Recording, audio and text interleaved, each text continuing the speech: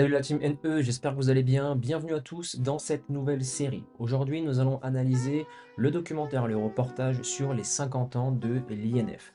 On va voir ensemble 4 parties. On commence avec la première. C'est parti, let's go.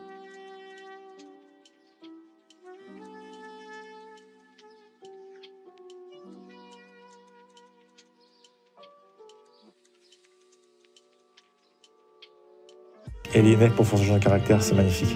Il faut prendre une habitude à se lever le matin très tôt et se coucher tard. Avec les devoirs, le foot, c'est assez compliqué. Monsieur Damiano, que j'ai eu d'abord, et Monsieur Dussault ont développé mon cerveau. Et j'avais une base, j'allais vite, et c'était tout. Donc Monsieur Francesco m'a dit un jour, aujourd'hui Thierry, je ne veux pas que tu passes tes joueurs par la vitesse.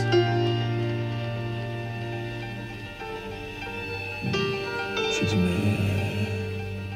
mais c'est pas juste.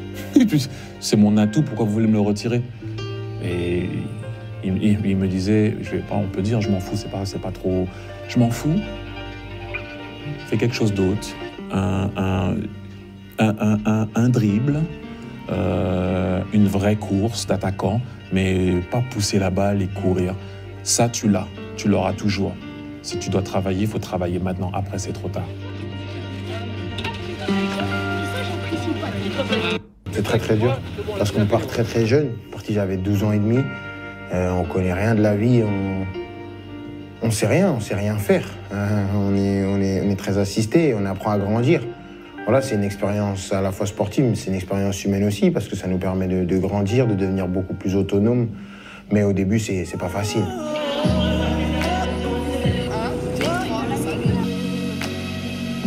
La team, passage très intéressant, ça sera la première partie de cette vidéo. Sur les 50 ans de l'INF Clairefontaine, on voit deux choses. On voit un jeune homme qui explique qu'il faut être autonome, que ça forge le mental quand tu es seul, loin de tes parents, etc. et que tu es avec un groupe. Ensuite, on voit Thierry Henry où il explique clairement dans cette vidéo qu'il a dû faire marcher le cerveau. Et l'une des premières choses, l'une des clés du succès de l'INF Clairefontaine, c'est ça. C'est obliger, d'une certaine façon, obliger les jeunes à devenir autonomes dès le plus jeune âge, les obliger à se sortir les doigts. Aujourd'hui, et souvent, tu sais, quand tu es à la maison, voilà, papa, maman, fais-toi à ta place, bon, pas pour tout le monde, mais pour la grande majorité des cas. Et je me rappelle, parce que je suis passé pendant 2 ans au pôle Espoir de Talence, donc c'est l'INF, mais du Sud, à Bordeaux. J'ai été confronté à cela. Tu es loin de tes parents, au début ils te manquent, après tu dois être autonome, tu dois faire tes lessives seul, ta chambre seule, tu dois être carré et il va y avoir aussi une discipline. La discipline, ce qui est très intéressant dans ces lieux-là, c'est qu'elle va t'apprendre à réfléchir, elle va t'apprendre à prendre tes responsabilités. Un enfant qui a 10, 11, 12, 13 ans, et en général c'est de 12 à 14 ans, l'INF, de la 4e à la 3e, et voire 3 ans je crois à Clerf dans le passé, c'est qu'ils t'apprennent dès le plus jeune âge à prendre tes responsabilités. État d'âme, tu n'as pas le droit, tu mets ça de côté. S'il y a quelque chose à te reprocher, c'est à toi-même. Et le fait d'agir de la sorte responsabilise un enfant. Alors oui, il est très jeune parfois, et j'ai été le premier, à te plaindre, tu vas voir tes parents, etc. Ou tu dis que là-bas c'est trop sévère, que le directeur il est dur, etc.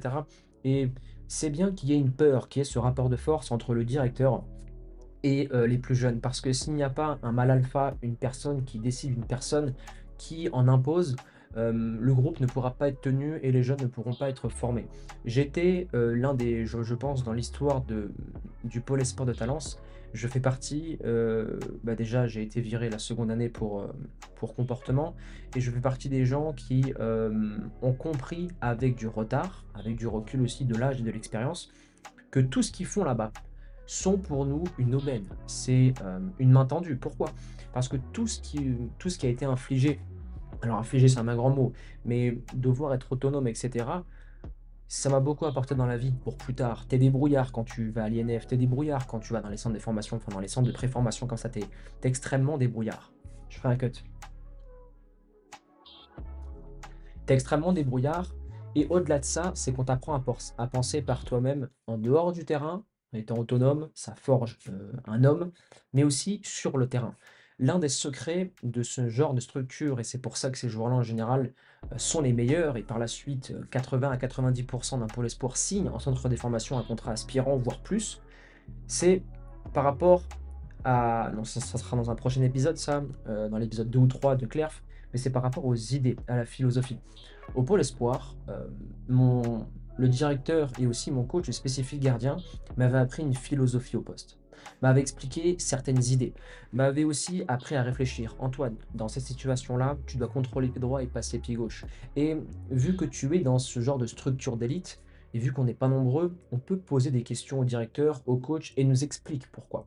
Là, dans la séquence avec Thierry Henry, il a expliqué que son coach, ou le directeur de l'INF, lui avait dit: Ok, tu as un point fort, maintenant il faut passer à autre chose. Tu sais, dans un club amateur, les coachs ne vont pas forcément aller te voir pour te dire: écoute, tu as un point fort, maintenant on va bosser autre chose. Ce que tu as, c'est acquis.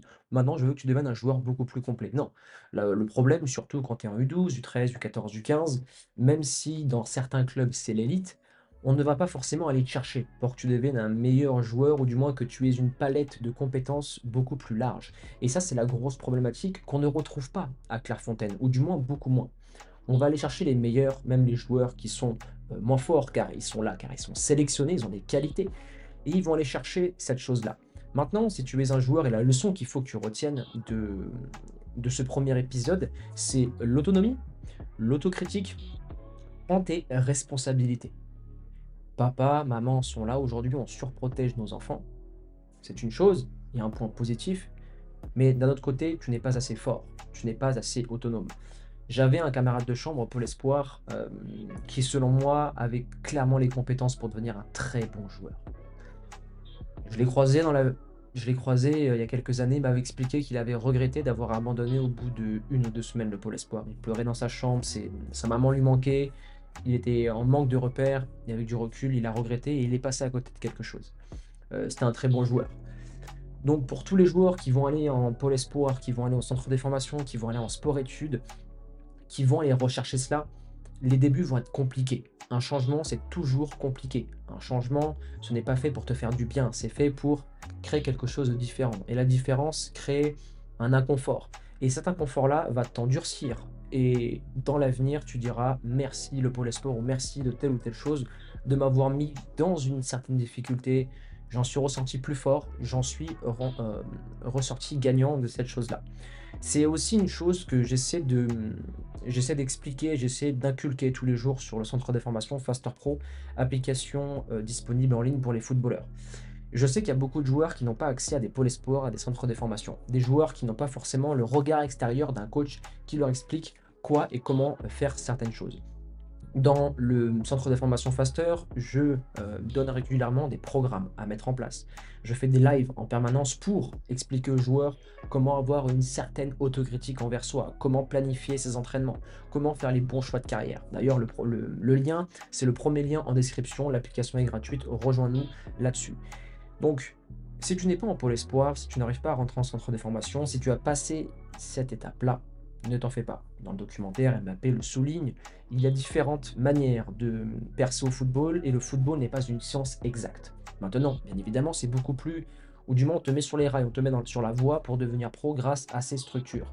Mais si tu as manqué un pôle espoir, pas de panique. Des joueurs n'explosent pas forcément entre 12 et 14 ans. Certains ont des retards de croissance, certains sont très frêles durant leur adolescence et ensuite ils explosent musculairement et percent sur le tard.